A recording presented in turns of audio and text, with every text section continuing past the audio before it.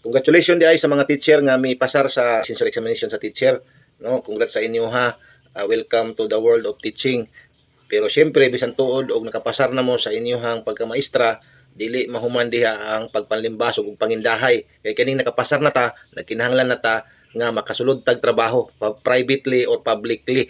Kay kung once nga nana kay gikubtan diya nga eligibility sa PRC, kung dili sad ka maningkamot nga makatudlo ka o makakuha kag item nimo, wala mahitabo. Mo nang kinahanglan nga murag dili na ta magpa ulaw-ulaw, medyo magpabaga po ta sa tunawon kay karong panahon na real talk lang, kinahanglan jud ta nga muduol og kinsa nga mga politiko ang pwede nato nga maka-endorse. Dili na siya kumbaga maot-dautan na kinahanglan muduol kanila, dili dautan na pagduol na kun dili angayan lang yun nga mo cooperate ka sa unsa man ang mga endorsement nga pwede nga maihatag sa imuha aron makagunit ka og item. Kay sa subo nga palandungon, kung gusto kang mag-apply lang ka nga sulo-sulo lang, kung wala gyud tulod sa imuhang papel didto o ga-endorse sa imuha nga ikaw ang ma-priority og dawat, wala gyud mahitabo. Munang kinahanglan magpahumot sa takarong panahona sa mga politiko nga makatabang pud nato. Kay total dili man kaingon ana nga gi-endorse kanila, wala po kay na tabang nila.